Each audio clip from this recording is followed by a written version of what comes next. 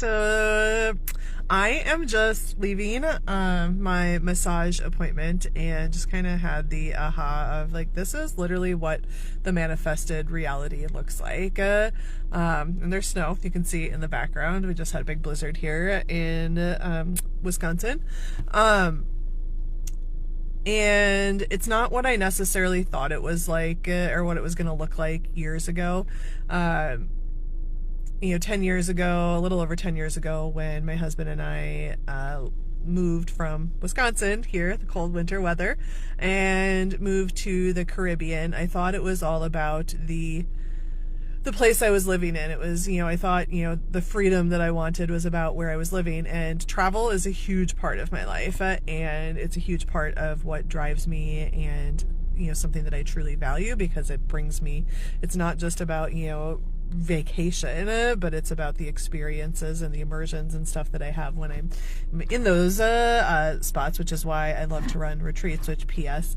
I have 2 coming up later this year, Mexico and Bali.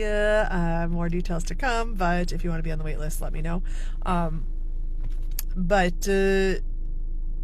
thought it was, okay, if I quit my job and I move to the Caribbean, life is going to be sunshine and rainbows, and I'm going to, finally feel the freedom that I want. It's finally going to feel like the life I imagined for myself. But we moved there, and it was amazing. I love St. Croix and the Virgin Islands, and I still plan events there, still planning to host my own retreats there. 2027, that one will be coming up.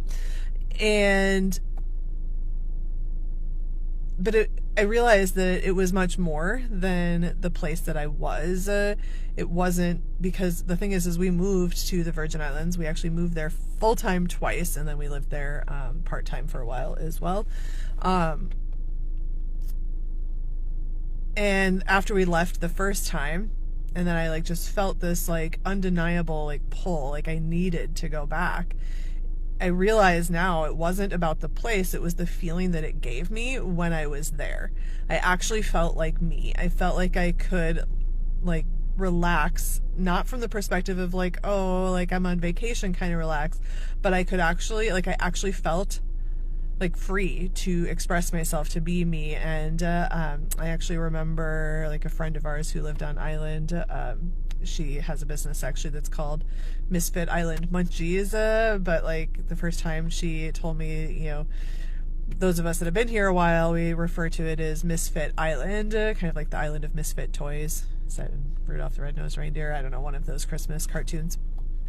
But and it's not because we're misfits necessarily. It's just because the thing is I knew that I was not meant for the life that I was living. I knew that, even though I had spent my entire career, building this perfect life, creating success,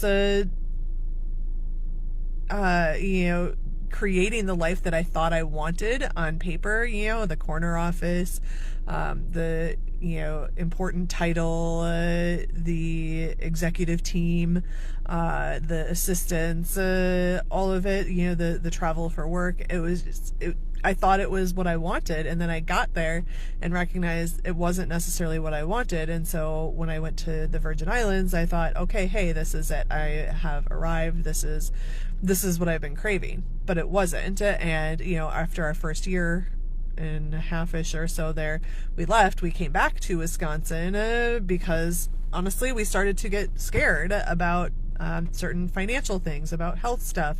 And we came back. I found a job, and I was going back and forth at the time, still, because I was planning weddings there, but I had a full-time job here. And again, it was just this undeniable pull to go back. And I spent, the entire time I was here, wanting to, here, meaning in Wisconsin, because that's where I am right now, wanting to go back. And again, I thought it was the place. So we went back, and it was great. Lots of things happened, but lots of things also didn't go the way that I expected them to. And, I made it about, well, it must be St. Croix, or we can't stay here, we need to move back. But it was never about the place. It was about the safety that I created within myself. It was about actually feeling free to be myself, and living in a place, I thought, again, it was the place. If I get there, if I just like check it off, I move, I want the freedom, the flexibility, I want to live in paradise, and 100%, it's freaking amazing. But the thing is the version of me that I was back then, she couldn't actually hold it. And that's, part of why probably we didn't stay there, but I don't regret any of it, because I had to see certain things about myself in order to actually become the version of me that could feel free, that could feel, that sense of freedom, and to really feel free to be myself regardless of where I was living. And so when I say like this is the manifested reality, this is it, right? Like I'm sitting in the parking lot. I just left my massage at 10 a.m. on a random Tuesday, right? That I can just go have a massage in the middle of my day, and then I can go, come back, eat lunch, hang out with my husband. I'll do some work, but this is the life that I imagined for myself, and it's the life that I think that so many of us want and don't think that we can have. And whether that's working, whether it has to do with work or not for you, but like in business, I think, business, career, what so many of us crave isn't necessarily to work less. It isn't necessarily, and that's part of it, because as I said, I'm not working a ton. It's not about, I want to move to paradise. It's not about this. It's about how you feel when you're in your life. It's having that sense of safety within yourself, to know that you can fucking go over the edge, that you can do anything you want, that you can take the leap, you can make mistakes, and you can still feel within yourself that sense of safety, that sense of satisfaction, that sense of fucking joy. And I will be honest, like a couple years ago, I probably still would have been like pissed off at the idea of being back in Wisconsin, because I do prefer warm weather.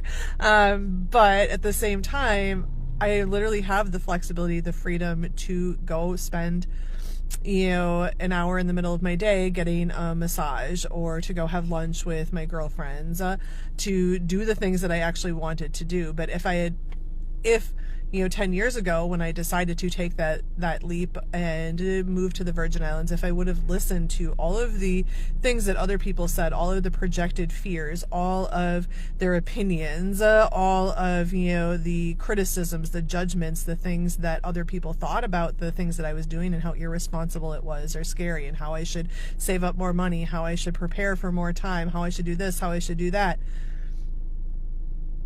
And even those same things that were coming up within myself, if I had actually listened to that, I wouldn't be living this life right now. So even though I'm not in the Virgin Islands anymore, I have become the version of myself that can actually have a life where I'm fucking happy regardless of where I am or what I'm doing, because I know I've got my own back, and I know like that this is it. And I think so many people chase freedom, and they chase it in the wrong ways, in the wrong places, and they then hold themselves back when it comes to actually taking the leaps that are going to move the needle for them. The thing you need to create the life that you want, it's not necessarily about the place, it's who you become, so that you can actually hold the life that it is that you're creating. And that's why, like, so many people, they think it's about money, and they just like go make money, build the career, and I'm going to feel safe, I'm going to feel good once I've gotten there, once I've been there. No, you're not. And I don't say that to like be an asshole, but a lot of people, they say, they think that they need this certain thing in order to be happy, but it's about building that resilience within yourself, becoming the version of you of that, holding that identity and actually embodying the identity of the version of you that has the life that they want, regardless of what that is. And that is the work that I do in, all of my programs, really, that I've been doing this past week inside the Edge, which has been my free immersion program. And it's been so amazing. And I've had so much fun because I'm on my own expansion edge once again. So I love going through it with you all. But it's been just an amazing experience. So I've decided to actually run it again, back to back, and I might even do it a couple more times. But I'm going to be running it again, gonna start, I believe, March 26th. There is a link. I just realized that I still have it pinned to put the link to register in there. I don't have the new dates and the new calendar loaded yet for the new dates, but you can still register during there, and I will provide those updates for you.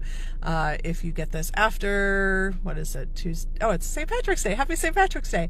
If you get it after today, then you should be good. The dates, as long as they are after March 18th, which is the final day of this week's immersion, then you should be good to go.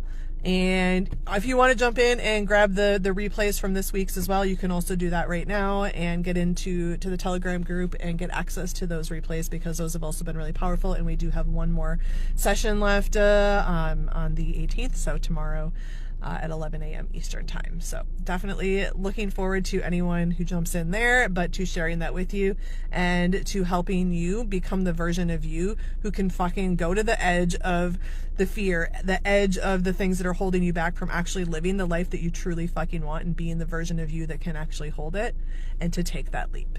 So join me inside and have a great day. I'm going to go drink some water because I didn't do that like a naughty little girl after my massage. And that's what you're supposed to do. So I'm going to go home and do that, and I will talk to you all soon. Bye.